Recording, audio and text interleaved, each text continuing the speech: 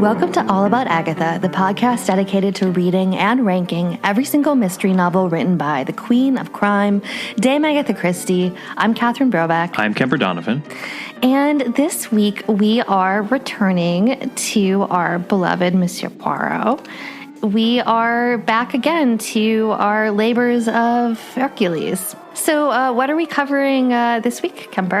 So we are covering, of course, two of these short stories. The first is The Horses of Diomedes, and the second is The Girdle of Hippolyta. Shall we start with the publication history on The Horses of Diomedes, Catherine? We shall. So it was first published in standalone form in The Strand in June 1940 in the UK. And sometime later, in January of 1945, in Ellery Queen's Mystery magazine in the U.S.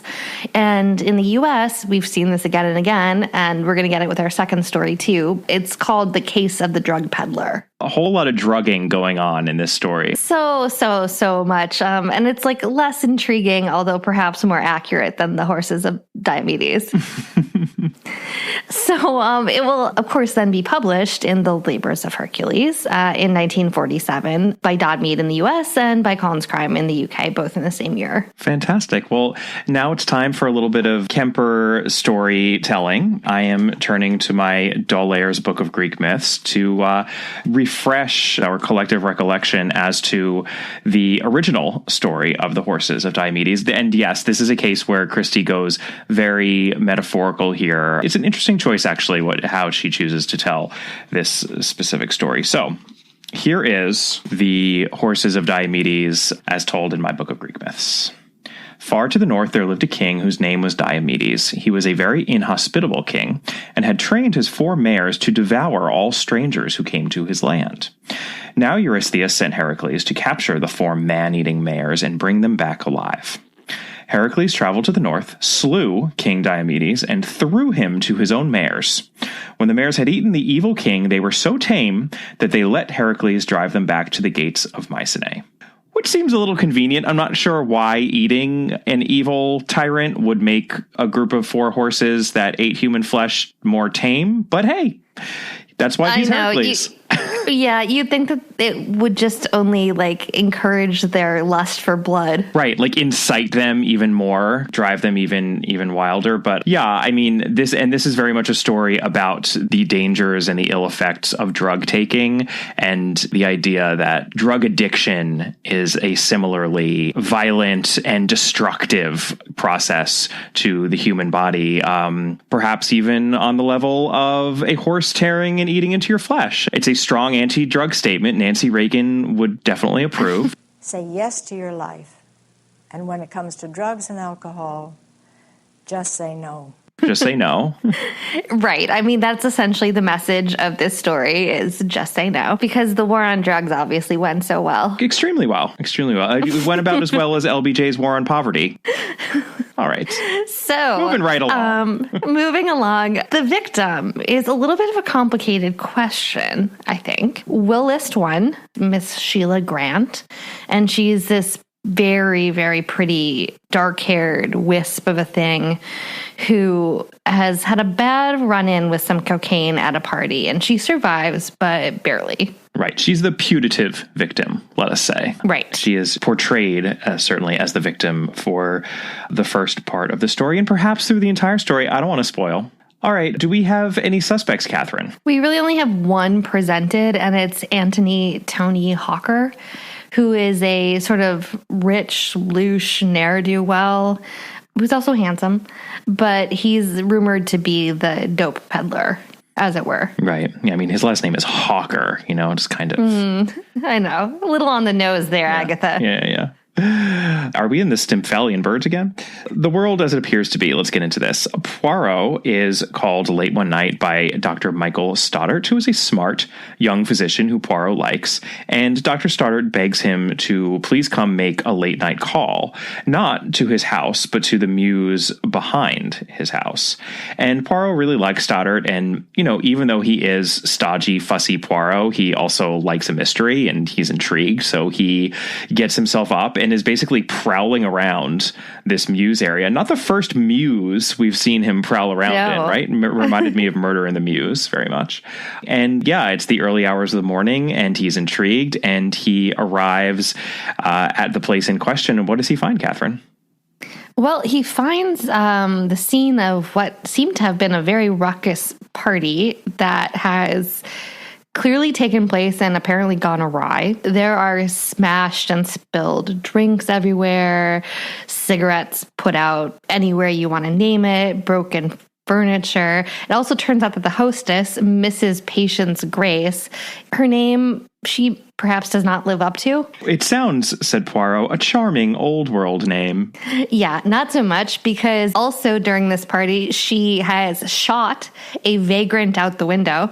Which, by the way, I just keep on having to tell Monty anecdotes on this podcast recently, but that too is taken from life. That is definitely something that Monty, Agatha Christie's ne'er-do-well older brother, in his later years when they sort of had to take him in and figure out what to do with him, essentially, before they, carted him off first up north and then I believe abroad in France, where various nurses and whatnot took care of him. He was holed up with Agatha, or it might have been either with Madge or Agatha, or perhaps both of them. I can't remember exactly where he was, but he was in England, and they received word one day when they were out, leading their productive lives that your brother seems to be shooting at people out of his bedroom window with a revolver. And they, asked him why he was doing that. And he was just doing it for fun, just for kicks. And he was like, well, I wouldn't have actually hit anyone. Right. Well, Mrs. Patience Grace was upset with somebody else, except she was also drunk and high on cocaine. So she fired very widely. She did not deliberately shoot the vagrant. Right. But they end up calling Dr. Stoddart, and he ends up bandaging up the man on the street. And then the other men at the party pay him off, not Dr. Stoddart, but the vagrant. Yes. The vagrant who was almost killed. Mm-hmm. Yes. Merely a flesh wound. Yeah. So he's gone. Everybody else is gone. So he's still treating Mrs. Patience Grace, who is coming down from her cocaine high and is gone wackadoodle. Mm-hmm. That's a technical medical term. Yep. You got that out of the Merck manual. Mm-hmm, yes, I did.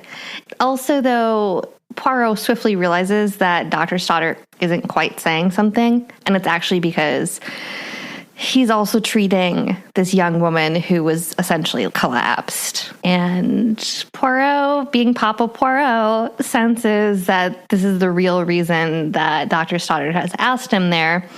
It's this girl named Sheila Grant. She's very young. She seems to have gotten in with a bad crowd. She's one of 4 daughters of sort of well-respected Anglo-Indian general. Never seen one of those in a Christie before. No, not ever. But she's hanging out with like the bad crowd, and he has met her before, and she's charming and beautiful, and he doesn't call the police, which he should, because he doesn't want her name dragged through it. Yeah, I mean, so it seems as though she went to the party and, did some coke and collapsed, and if this gets about, she'll be in big trouble, and clearly the doctor is smitten with her and wants to help her out. So he asks Poirot to get to the bottom of who is supplying her these drugs, who is behind all this drug taking and risky behavior on Sheila's part, so that he can effectively rescue her from all that. And, her name is Sheila, by the way, and once you find that out, you can almost bet that she's going to have dark hair and pale skin, mm-hmm. and be a sort of Irish beauty along the mystical Celtic lines. And she is indeed. Yeah. Very, very pretty, slim with a girlish figure, dark hair, a long, pale face, and young, very young. And when Papa Poirot sees a young girl in distress, all of his protective instincts kick in a fatherly way, not in, any sort of a more nefarious way than that. Of course, this is Papa Poirot we're talking about. So, although Dr. Stoddart has a romantic interest. Oh, of course he does. And Papa Poirot knows that he can potentially bring these two lovers together if he plays his cards right. So he is on this very unusual case that has nothing to do with a murder.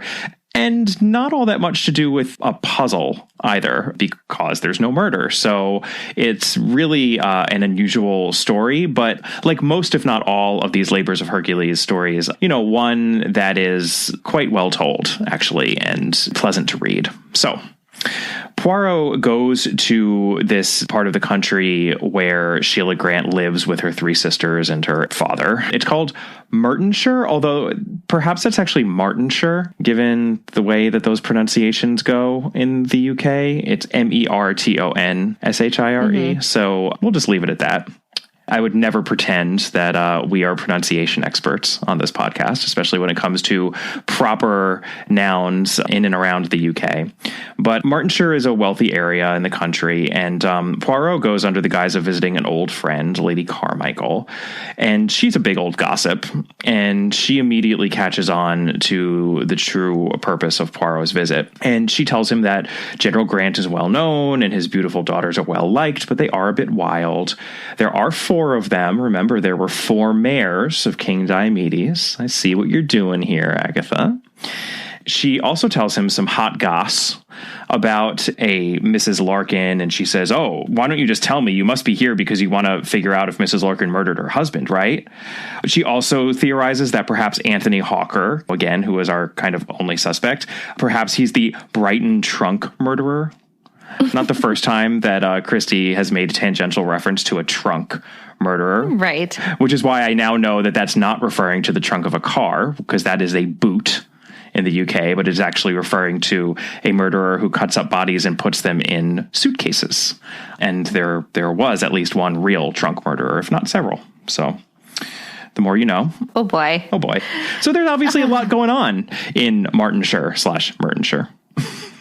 Right. And so Poirot uses his visit to the Lady Carmichael to go visit General Grant. And General Grant, as befits his status as a retired Anglo-Indian general, he lives in this opulent house that seems too opulent, really.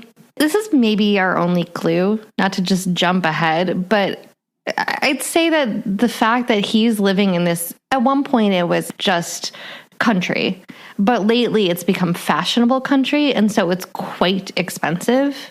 Mm-hmm. And that point is made a few times. And so he's living in this opulent house. He has sort of Indian staff working for him. And lots of Indian artifacts, right? Yeah, the house is just crammed up with stuff. Yeah, I mean, I think we're not going to have a proper clues section in our summary of the story because there aren't really any clues per se. It's just not the way that this is structured. But I think this is a point where we can bring up one clue and there will be one more to come in a moment. But, I think we could bring up a meta clue here, which we already alluded to, which is that Christie does love to have the character of an Anglo-Indian colonel. And more often than not, that character is extremely benign, but now for anyone who... Yeah, it's a stodgy old boy. Yeah, a stodgy old boy, the Pukka Sahib, right? Mm-hmm. That phrase I've only really come across in Christie, but she uses it constantly. And for anyone who hasn't read The Sittaford Mystery, please fast forward about 30 seconds. But, our big meta clue here is that we saw Christie do something with this character to great effect in that novel, which was to make him the murderer. And it was very surprising because usually that character is we're trained to think of him, and it is always a he. We're trained to think of him as background filler, but in her brilliance, she has tricked us before. So maybe she'll trick us again, maybe not. That's the fun of the fact that she created so many stories. We don't necessarily have a way of knowing unless perhaps there's another little mini clue coming our way. So with that little enticement, let's move things along here. General Grant is laid up, right? Yeah. In his house with gout. Gout, yes. So he has sort of bandages around his leg, and it's propped up on a table. And he sort of rants about the doctors. And Poirot mentions, that he's worried about the general's daughters and that drugs are involved and cocaine, of all things. The general goes apoplectic, and Poirot's like, no, the one thing that you have to do for me is you can't say anything. Right. And then Poirot gets up to leave and trips over all of the massive amounts of Indian artifacts that are sitting on every possible surface. And he balances himself on General Grant before leaving. Right. And earlier in this tete-a-tete that they have, it's really not that long of a scene, but it is the crucial one here, right in the middle of the story, when the general is talking about how his doctor, won't allow him to eat anything that he likes, and he is expressing his distaste over steamed fish. He says, steamed fish, pah! And then Christie writes, in his indignation, the general incautiously moved his bad foot and uttered a yelp of agony at the twinge that ensued.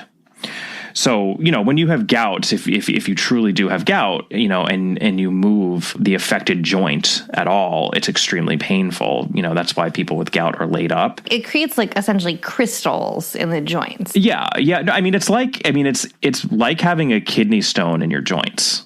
Basically. Right. It's a similar kind of issue, right? It's the buildup of uric acid. But I'll be honest with you, when I read at the end of this scene and this is the way that Christie writes it, because she writes it in her skillful way, as to the blocking of what Poirot does there when he trips. He got up, tripped over a heavily carved small table, regained his balance with a clutch at the general, and then murmured, 1,000 pardons, and may I beg of you, general, you understand, beg of you, to say nothing whatever about all this to your daughters. And then they proceed to have a few lines of dialogue after that.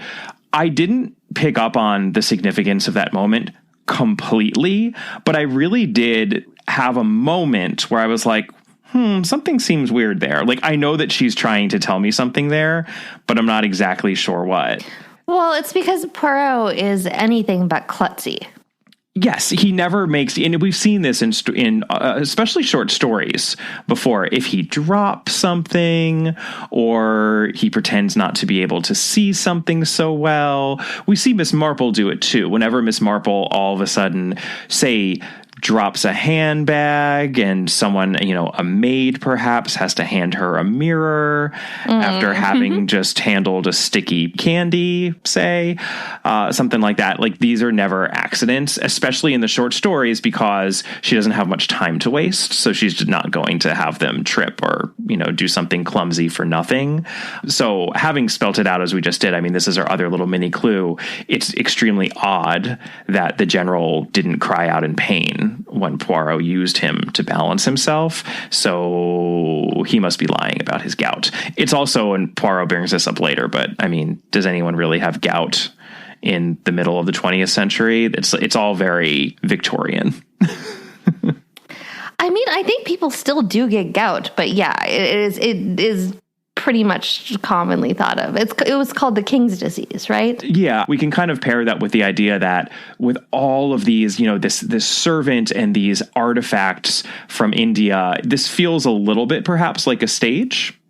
This is not real, and perhaps this is all because the general is pretending to be someone who he isn't. Christie, though, really does give us those clues pretty expertly in the short story. She's not always as good at hiding the clues and hiding the ball, so to speak, in the short stories, but I think she actually is in this one. I did not completely see the quote-unquote solution coming. It's a little abrupt, so we'll get there in a second. But first, Poirot ends up at the house of Mrs. Larkin, where yet another party is happening. At that party, sitting by herself in a windowsill, he runs into Pam Grant, one of the other Grant sisters, except she's fair and angelic looking, while Sheila's dark.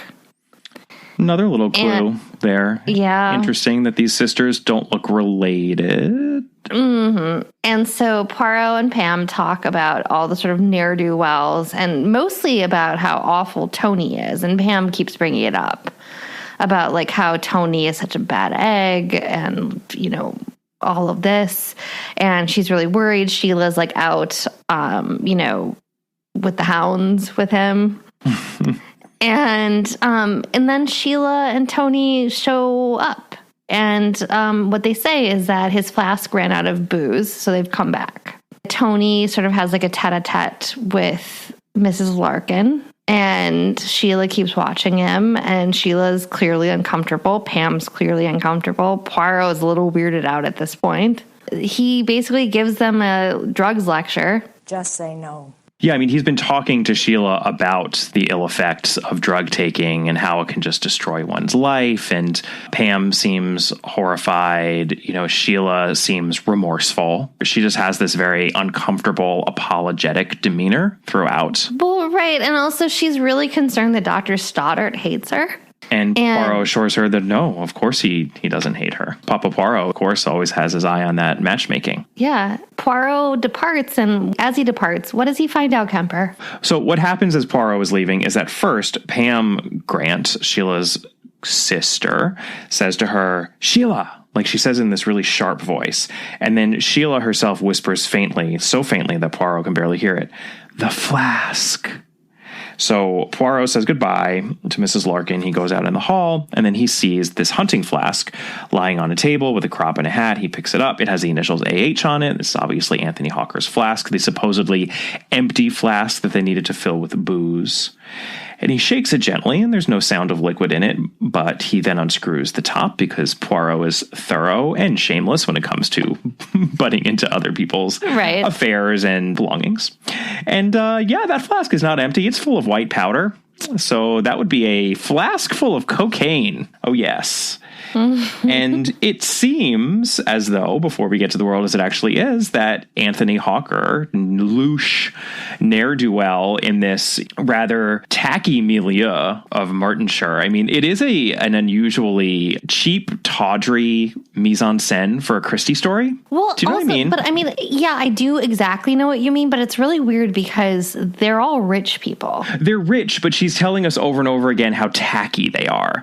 And it feels tacky. Like when Poirot goes to that first party and it's the dregs of the party, to me, I was picturing like a frat house that's been trashed, and then this hunting party, they're coming in and being like, we need more booze. And even, the general with his 4 daughters is like, oh God, they're on coke. Oh no, what am I going to do? And he's laid up with gout among all these Indian artifacts. It's all very distasteful in a way that you don't really always find with Christie. There's usually at least some, if not quaintness to the setting, affection. There's an affection usually drawn as to setting, or at least some part of it, but definitely not here.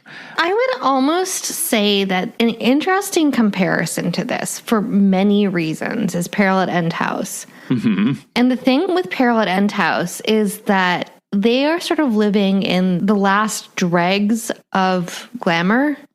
Yeah, but it's at least like dilapidated glamour. Well, no, I think there's something actually kind of fabulous and glam about no. House, right? No, so my point about that is that these people who were still part of a different era, and it has just fallen into disrepair, and then now they have all these sort of cocaine issues, and they're not going to be the bright young things because the world's falling apart around them. And, they're in this glamorous house, and they are people who were once of a certain level in society, and just, it's sort of a fall from grace. This is a little bit like, oh no, this is just icky. Yeah, no, it's true. This is like, it's a generation or two later, and it's like, yeah, no, that's over. Like now we don't even have the appearance it's 10 years later, right? Basically. Yeah. And yes, true. And how important are those 10 years, Yeah.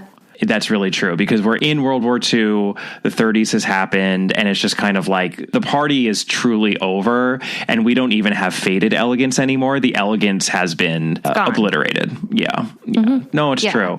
And it seems at this point as though it is exactly what it appears, right? Which is that Anthony Hawker is a drug dealer, and he has been getting Sheila addicted, and he's just a terrible person, and these are all terrible people, and that's why he's hanging around with Mrs. Larkin, and it's not really clear how Poirot is going to extricate her from all of this. But this is an Agatha Christie short story, and even though it's not a puzzle mystery, so to speak, there is some deception going on here, isn't there? Some notion of appearances being deceiving. Yeah, because we cut really abruptly then. This is a little bit where this story gets slightly weird, because we cut then to Poirot talking to Sheila at Lady Carmichael's house. He essentially does his grand denouement, except it's with one person on a terrace. It seems like he's just trying to convince her to get away from these people. You know, you're young and you should really get away, and Dr. Stoddard cares about you. Yeah, and we need to like set you on the right path, and we need to deal with him first. Sheila says, I'll do anything you say. I'll talk to the others. I don't suppose Dr. Stoddard will ever speak to me again. He says, on the contrary, both Dr. Stoddard and I are prepared to help you. You can trust us, but there's one thing that must be done. There's one person who must be destroyed, and you and your sisters are the only ones who can do that. You know, they're the only ones with the evidence to destroy him. And that's when she says, you mean my father? And then he lets the resolution rip here, which is, not your father, mademoiselle. Did I not tell you that Hercule Poirot knows everything? Mm-hmm. So the solution here is that, of course, General Grant is not the father to these four different looking young women. Sheila Grant is actually Sheila Kelly, a, quote, persistent young shoplifter who was sent to a reformatory some years ago. And she was approached by this General Grant and offered the post of a quote-unquote daughter. And Poirot says there would be plenty of money, plenty of fun, a good time. All you had to do was to introduce the snuff to your friends, always pretending that someone else had given it to you. Your sisters, in quotes again, were in the same case as yourself. So interestingly, and this is the one twist on this story that I do like, the victim here is Anthony Hawker, because Anthony Hawker is the mark. He's the one who's being plied with cocaine and who's basically going to be led down a horrible path that will lead to the destruction of his life by taking all this cocaine. Sheila is the one who's doing it. But I suppose because she is young and being beautiful probably doesn't hurt, and Dr. Stoddard, who is an upstanding person, is interested in rehabilitating her, Poirot got the sense from her that she didn't like what General Grant had hired her to do, so that not only could Anthony Hawker be rehabilitated, but in a way, Sheila was also a victim, even though she was knowingly doing. Well, I mean, of course. Well, I mean, of course, she was a victim. She was a teenage girl who had been sort of like seemingly disowned from her family, who got poached out of a reformatory school. And I mean, do we know she was a teenager? I mean, it's directly said that she looks incredibly young. Yeah, I suppose that's true. I think we can fairly assume that when he recruited her, she was a teenager. Fair. Right. I mean, this is common, unfortunately, to this day. You see it with sex trafficking, too. Yes, I wasn't sure if we were going to go there, but I suppose why not? Yes, I think it's hard to read this story, especially in the 21st century, only because I think we're, at least to a certain extent, I hope, a little bit more aware of these things that have always gone on, but of course continue to go on. And yes, I think there is a lot of that in terms of these criminal rings being run by men, but with the quote unquote help of women who are being victimized in a very significant way. There are different gradations, right, of victimization happening, both in this story and in that situation. Right. But I mean, like, he has control over all of their money. They're living in his house. Yeah. You know, there's a real darker angle to this story if you even bother for 1 second to think about what is actually being told here. Absolutely. I mean, this older man is living with these four women who, you know, have these criminal pasts and are completely dependent on him. What kind of emotional and physical abuse is probably happening here? Yeah. It's really dark. Really dark. I mean, it's actually a perfect example of one of these stories in which Christie just presents a situation and she does not really delve into the darkness of where it almost certainly exists.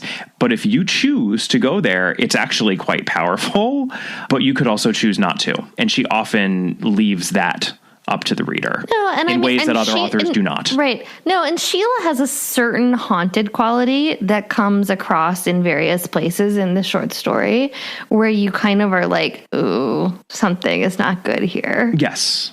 Absolutely. There's a sort of sensitivity. I will say, I did not appreciate the last couple lines of the story, though. They take away a little bit from that sense, just in that Poirot and Stoddard are speaking. And I think she's just a little bit also concerned with really bringing home the comparison between these four daughters and the 4 mayors of Diomedes. And Poirot says, I have no doubt that your theories will work admirably where Miss Sheila Kelly is concerned. And, he's talking about basically being able to rehabilitate Sheila Kelly and perhaps the other 3 women who have been victimized by General Grant. So Dr. Stoddard says, the others too. And Poirot replies, the others perhaps, it may be. The only one I am sure about is the little Sheila. You will tame her, not a doubt of it. In truth, she eats out of your hand already. I literally wrote in the margin, ew, for she eats out of your hand already. And I was like, okay, like I'm imagining a horse eating an apple. I know. If you've ever fed a horse, like, how they always teach you to keep your hand flat so they don't bite you. Grab onto your fingers. Yeah. It's, it's a tactile sensation you're not going to forget if you've ever done it. It's immediately what I thought of. And I was just like, no, I don't want to end the story on that note. The only other thing I just want to mention is that, as usual, especially with these stories, they're told in a series of sections, each of them marked with a Roman numeral, just much more split up into discrete sections than a normal Christie story. I've definitely found that to be a pattern in these Libres of Hercules stories. It's this one is very, very split up. It's very split up. And sometimes that's not necessarily a great thing because it can make the narrative feel a little choppy. Like, I agree with you that resolution feels a little choppy, but it also allows for some great opening and closing lines. And Christie had one of the greatest opening lines for section 3 that I've come across in any of these stories, and it reads thus. It has been said, with or without justification for the statement, that everyone has an aunt in Torquay. I know. Well, and everyone has a cousin in Martinshire. And then, yes, she goes on to say, and everyone has a cousin in Martinshire. But, a little bit of an in-joke there, obviously, since Agatha Christie grew up in Torquay and is an aunt herself. It has the flavor, obviously, of, it is a truth universally acknowledged that a single man in possession of fortune must be one of a wife. I love a good Austen-esque opening line. I'd never miss an opportunity to draw a parallel between Christie and Austen. It was very good. I really appreciated it. This episode is brought to you by Best Fiends. Do you hear that sound, Catherine? What sound would that be, Kemper? The sound of delight coming from our listeners, quite a few of them, I might add, who have discovered the many joys of the hit mobile puzzle game Best Fiends. Well, I feel them on that. I do indeed. Howie, the lizard, the lizard has become a full-fledged wizard, I have to say now. He's a wizard lizard now? He's a wizard lizard. And so, we've just been moseying our way through the recent puzzles, which have Halloween themes, which is very exciting. Oh, that is fantastic. Mm-hmm. Well, we've said this before, but it's always worth repeating that the game updates regularly. So no matter how fiendish of a player you may be, there's always something fresh and new for you, apparently including Halloween decorations. Oh, the enemy slugs wear Halloween costumes, Kemper. I love it. I can't get enough of it. So engage your brain with fun puzzles and collect tons of cute characters. Trust me, with over 100 million downloads, this 5-star rated mobile puzzle game is a must play. Download Best Fiends free on the Apple App Store or Google Play. That's friends without the R, Best Fiends.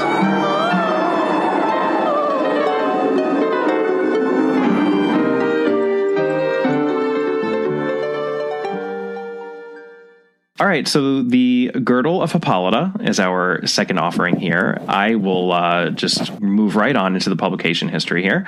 It was first published as a standalone in the UK in the Strand in July of 1940, but it was actually published first in the US in September of 1939 in The Week, and that was under a different title, The Disappearance of Winnie King. Yeah, apparently what we have continually learned is that the US is not trusted on ambiguous titles.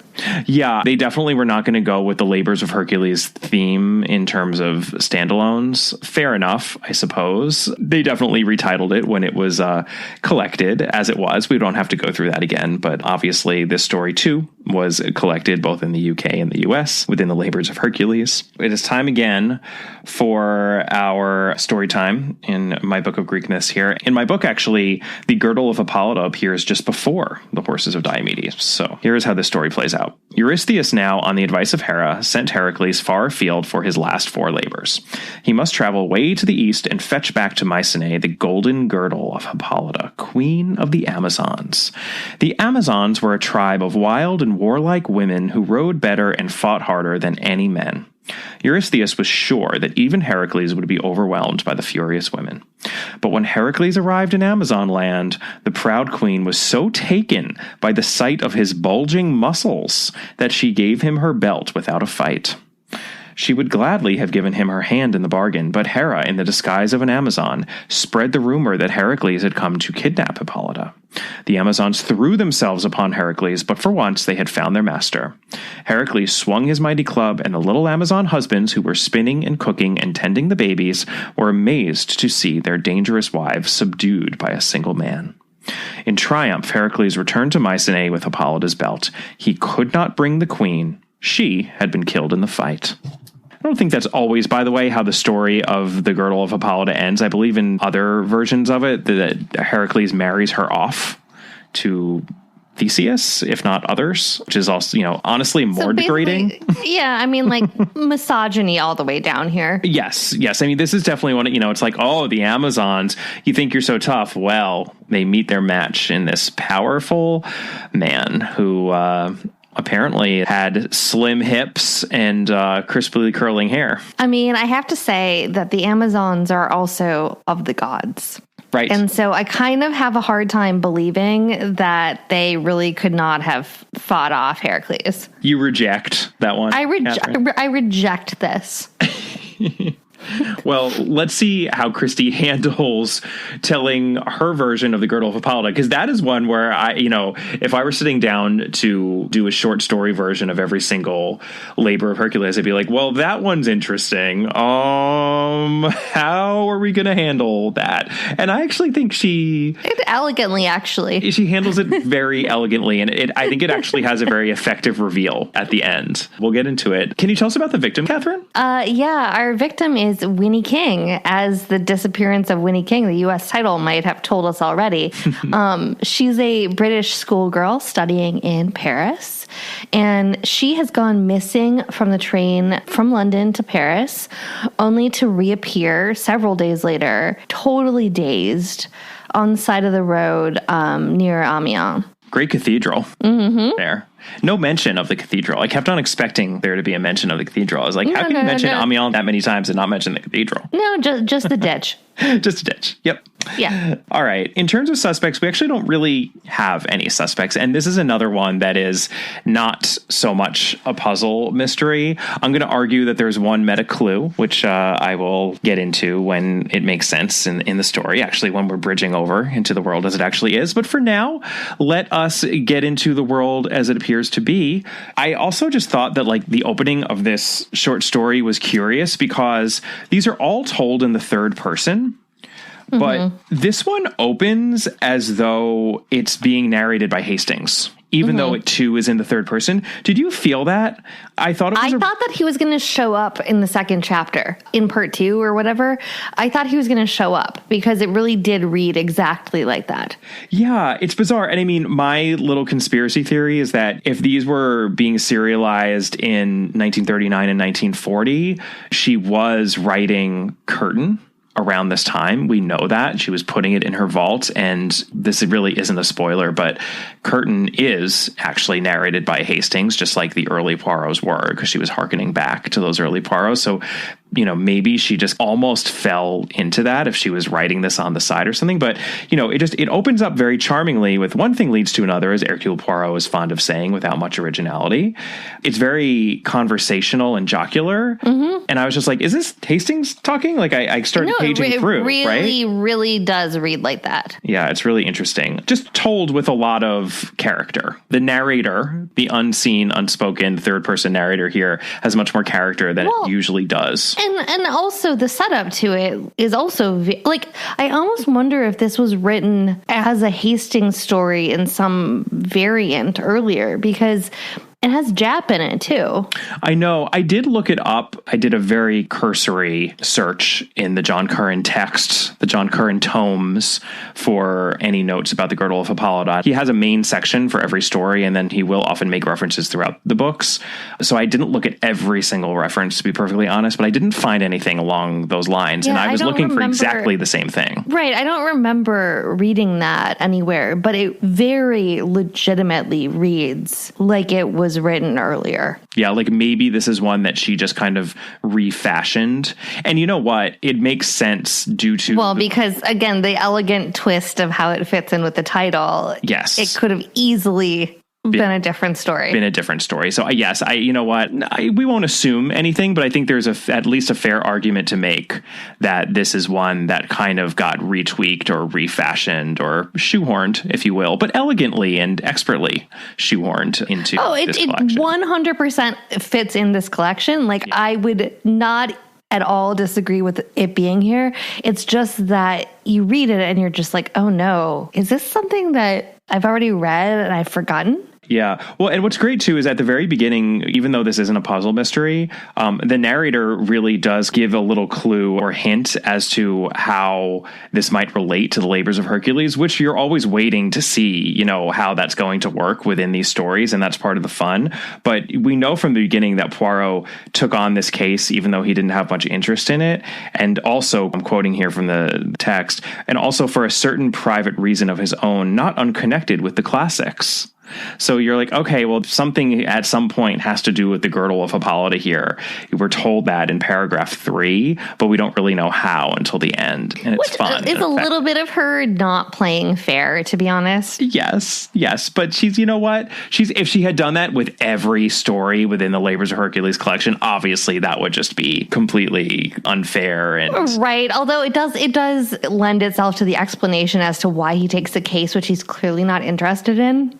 Yes, no, I mean, it's effective because you realize, like, oh, okay, well, there must be some way that this relates to the Girdle of Hippolyta, because Poirot himself, you know, in that introduction to this collection, he has set out to take on 12 cases that he himself can shoehorn to correspond to each of these labors. Right. So we know he's looking for a reason. So it actually makes sense within the world. No, it does. It totally does. It just feels a little bit like she doesn't normally do this withholding of information like that, but she does it in this story. She just does it in this one. But like I said, if she was doing it in all of them, it would be illegitimate on its face. Like, you can't make an entire collection but not connect each story to the labor till the end. But you can do it with one. You can do it with one of the 12. Okay, so to get into the plot, Poirot's brought in by this Alexander Simpson character because there's been a gallery show. And during the gallery show, there were like protests and some other misogynists outside. Well, it seemed like it was just people who were unemployed. It was a strike, essentially, right? Yeah, it's like people who were unemployed for whatever reason, I guess due to a downturn in the economy. It made me think of like the Great Strike in 1925, but that's obviously too early.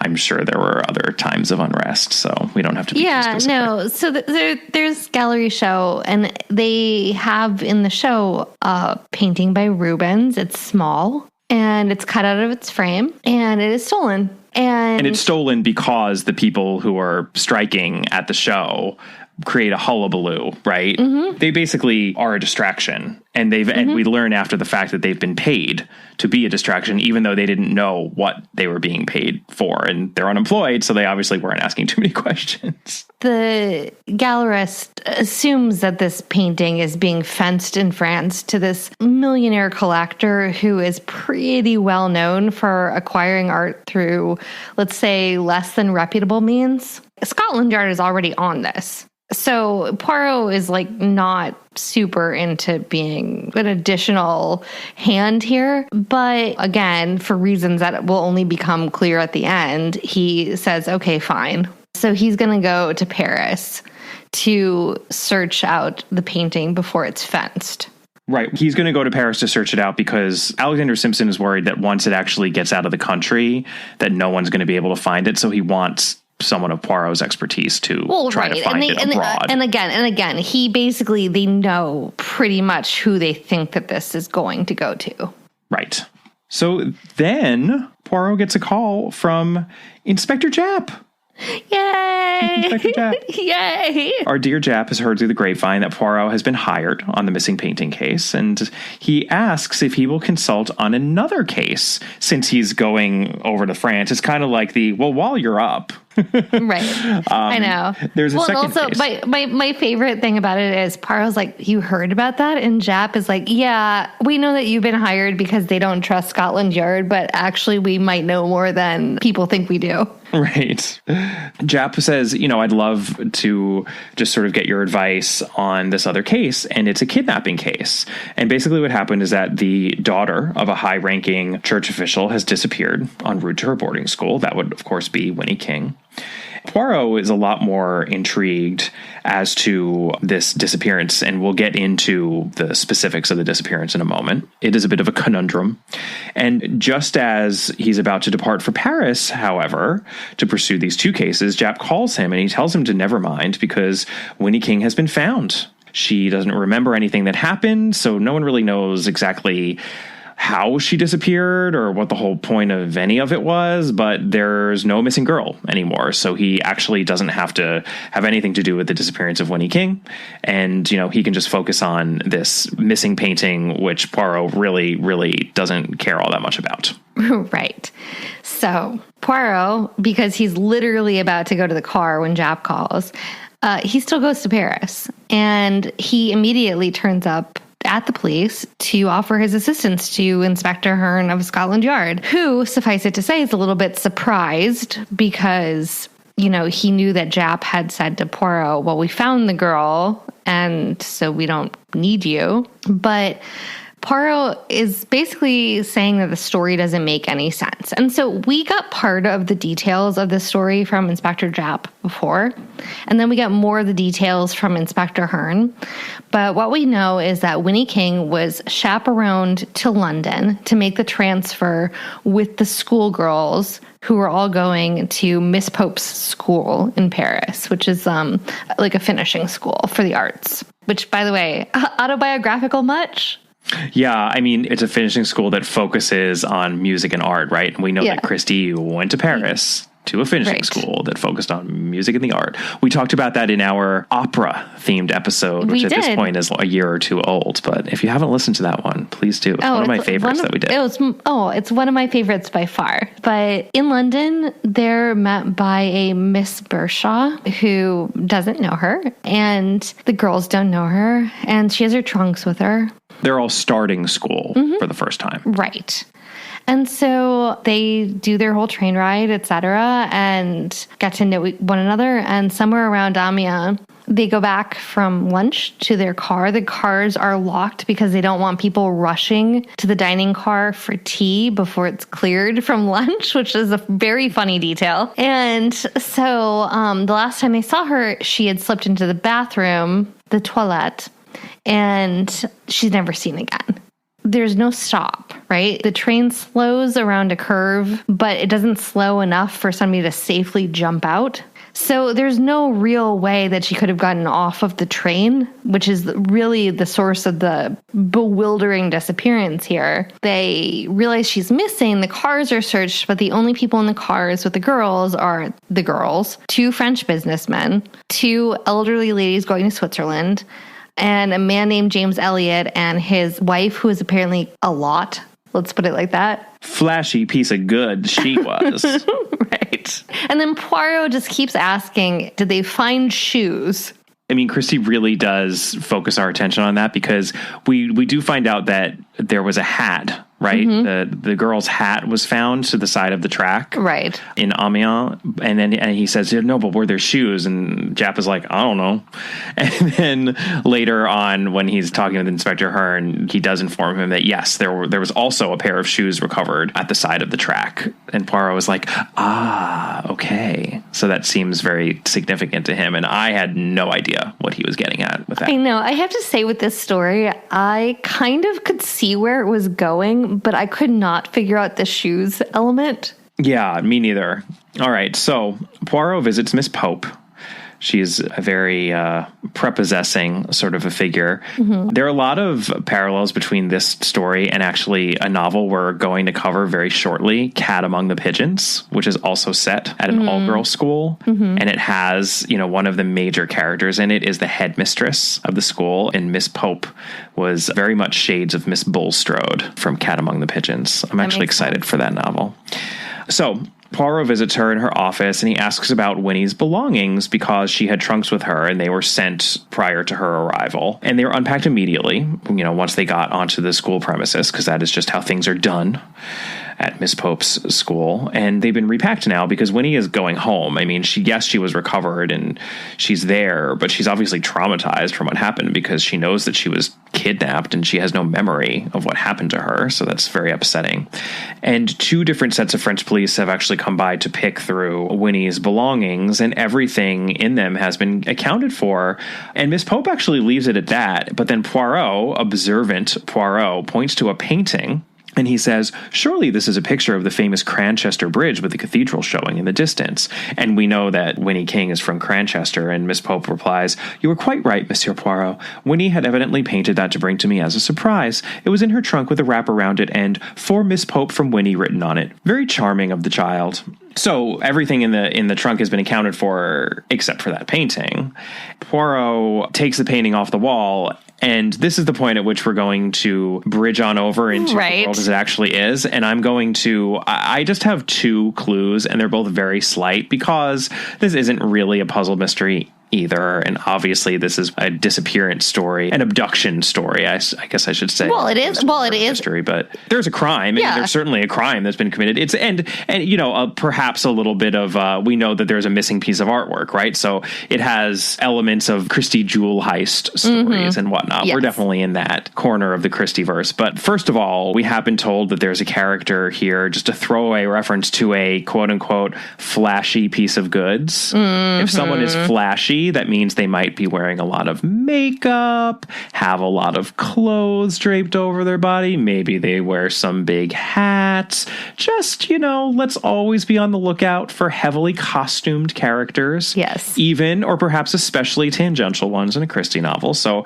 I, would think that we might be hearing more about that Mrs. Elliot. Let's just keep that in mind. And then secondly, for anyone who hasn't read After the Funeral, I am going to ask you to fast forward 30 seconds. The denouement in that novel hinged on Poirot producing a painting and then scrubbing that painting off and revealing a painting underneath it. So I know. By the way, this is like the bane of every sort of conservator's existence. Yeah. The fact that he just goes whole hog on these paintings with some turpentine. Yeah, no, I mean, he uses turpentine in this story. And I mean, in that one, and After the Funeral, he's definitely scrubbing away. And I believe it's a Vermeer, right? Yes, it is a Vermeer. And you know what? I think even in that episode, we cut it for time, but we went on an extended tangent about the woman who had, quote unquote, improved the picture of Jesus, the monkey Jesus painting. Right. A woman from Boria, Spain, whose son's day ruined a famous painting, has hired a lawyer. Cecilia Jimenez was asked to restore Ecce Homo, a painting of Jesus that started out like this and was repainted like this. And now she's seeking a cut of the profits. Here to explain is the artist herself, Cecilia Jimenez. Everybody love my painting. Now give me my money. It's just the defacement of precious art is really, really, in an intellectual way, nails on a chalkboard. Oh my gosh. Whenever we come across it in one of these stories. Terrible. Yeah, so this is I already knew where this was going. Once he took it off. In that episode, if we did not leave it in, we also talked about the fact that they restored the altar of Ghent. And it turns out the Lamb of God in the original is actually way more terrifying than the cover-up. Right. But, once Poirot is taking the painting off the wall, I was like, oh, okay, I know where this is going. Whatever that stolen painting is, it's underneath this painting of Cranchester Bridge. And again, we are never told what the name of that painting is, are we? No. And we're actually never told what it is exactly. We're told what the contents of it are because Poirot's little rag trick here, rag and chemicals. By the way, in an enclosed office, I'm sure that was like not eye-watering at all. He shows Miss Pope the painting, and guess what painting it is, Kemper? I think it might be a painting of the Girdle of Hippolyta. Oh, by Rubens? By Rubens, yep. Yeah, and it's apparently very fleshy. Yeah, I mean, I think that we're supposed to believe the painting's actually called the Girdle of Hippolyta. Right. And yes, this is what Poirot says. A great work of art, made tout de même not quite suitable for your drawing room. And then Miss Pope blushes, and Christie describes the picture. Hippolyta's hand was on her girdle. She was wearing nothing else. Hercules had a lion's skin thrown lightly over one shoulder. The flesh of Rubens is rich, voluptuous flesh, ... Miss Pope has to, like, regain her poise, and she says, a fine work of art, all the same as you say. After all, one must consider the susceptibilities of parents. Some of them are inclined to be narrow, if you know what I mean.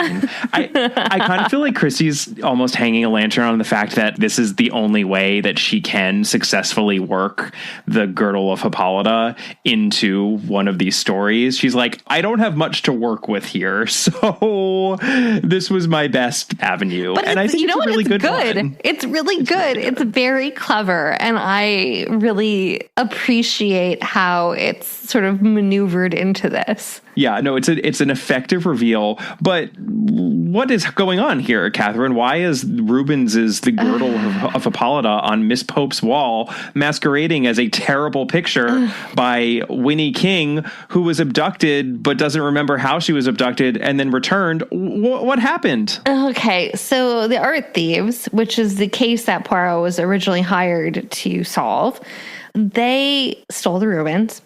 Then they grabbed Winnie in transit across London. They drugged her. And then they hid her somewhere, presumably in London, for a few days. Then one of their accomplices dressed up in ugly braids and braces. She has dental braces. A dental plate. And joined the rest of the girls going to Miss Pope's. They hide the Rubens in her trunks because they know that Miss Pope's is famous. Plenty of wealthy British schoolgirls do this every semester, and that the authorities are not going to search the girls' trunks. So they're hiding the painting in there. So this accomplice, she, on the train, in the bathroom, switches over her clothing to put on like a fur coat and red lipstick, rips out the like fake braids, whatever. And then she becomes the wife of James Eliot. And so the one thing that she can't like shove in a ball and hide if they're going to search the compartments are the shoes and the hat. So she throws them out the window. Which is a little, I guess you can't hide a pair of shoes and a hat. I don't know. I mean, I just feel like you'd just be like, those are my shoes. Right. Although, I mean, everyone's bags are presumably in these separate compartments. So you only have on the train with you a bag that maybe has some reading material in it and like some cosmetics and stuff like that. You know, it is sort of like, well, why do you have this extra pair of ugly shoes, right, and a hat that you don't want to wear because now you're all flashy and fashionable? It tracks. It's fine. It's one of those where you're like, okay, I'll go along. Well, with that, the bigger tracking issue, I don't mean to pick nits, but I'm going to, is that Please. faux Winnie goes into the loo to change over, but she comes out in full fur coat and makeup. Where was the fur coat and where was the makeup and where was that being stashed? Yeah, this is what they say she dresses up in when she becomes Mrs. Elliot. Sheer silk stockings, high-heeled shoes, a mink coat to cover her school uniform, a daring little piece of velvet called a hat perched on her curls, and a face, oh yes, a face, rouge, powder, lipstick, mascara. What is the real face of that quick-change artiste really like? Probably only the good God knows. And then she's so they have her disguise. they have to throw the shoes out the window of the train. But somehow she has a full-length mink coat, high heels, a hat, and a makeup case. Well, maybe those things were stashed away in the bathroom, in the toilet. It's just that once, obviously, the disappearance alarm was raised, there couldn't be anything in the train because they obviously knew that it was going to be searched, but it wasn't going to be searched before then. But who got it on the train? Presumably Mr. Elliot, right? I mean, Mr. Elliot is pretending to have a wife. He's obviously in on it. So there's been a man who's been on a passenger. Yeah, I mean, I suppose he could have been holding his wife's coat over his arm or something the whole time. Yeah, or he could have had a big lumpy bag he brought on and he stuffed it behind the toilet. She knew which one to go into. And then once she was done changing, though, she knew she had to get rid of anything extra because once the police were actually searching, which they wouldn't do until after, people realized she was gone, there couldn't be anything there. There are always ways around these things, Christie. I guess. I mean, I do find that, I find that a little iffy. Yeah, or at the very least, that could have been part of the explanation, right? Right. As to how they pull it off. It was worth including that in the explanation. Anyway. Fair knit. Right. Anyway, poor Winnie's been drugged out of her mind in some holding place. Who knows where? Probably London, it seems to be implied. Mm-hmm. And then once they get to the end of their ropes on this whole plot, they just dump her at the side of the road in Amiens. And presumably they were slightly foiled, right, by the fact that Miss Pope hung the painting up on the wall. Although if Poirot hadn't figured it out, eventually they would have come back and probably just lifted it off of the wall and been on their way. Yeah, I mean, I guess it's nice to know that Winnie is maybe not that bad of an artist, because apparently the painting is just abominable. I know ruin a face. Here, it look good. Why everybody's so mad at me? Everybody's so angry. Right, and she put it up. She was like, oh, well, it's a student. She's trying. But yes, let's not impugn Winnie's reputation as an artist because she obviously did not actually do that painting. No. For a hot second, I thought that Miss Pope was in on it. In a way, she was maybe the one suspect in this whole story. Well, by the way, we don't know that she's not. It's perhaps a little suspicious that she did choose to hang up this abominable painting and that it was just sitting there. Although that would also be pretty foolish of her to display it when she could have just shoved it in a corner somewhere. But although you'd have to make a real leap to guess that the stolen painting of a Rubens in London was related to a hideous oil painting by a schoolgirl in Paris. True. Fortunately, Monsieur Poirot was born to make those leaps. And then, because Christie just can't help herself, there's a final little section in which Poirot is leaving the school and he's overwhelmed by all of the girls at the school. And Christie writes, Mon Dieu, here indeed is the attack by the Amazons. And they all crowd around him and start clamoring for his autograph. They want him to write his name in their autograph books.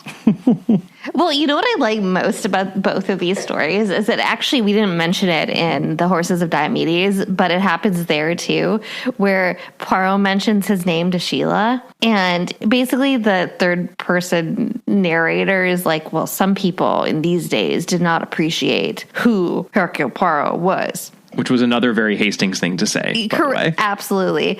Yeah. But she does. She immediately, her eyes widen because she immediately knows who he is. And then in this one, the schoolgirls all are trying to get his autograph. And this is where, we can see that these stories were written in 1939/1940. I mean, this is not too many years after the ABC murders when he's a national rock star of a private detective. So, yeah, we're not in the same place where we are in the novels currently as we're going through them, which is definitely old Poirot, who's barely remembered by fellow olds. Well, I mean, think about the fact that we're more than 15 years later where we are in novels, right? Oh, yeah.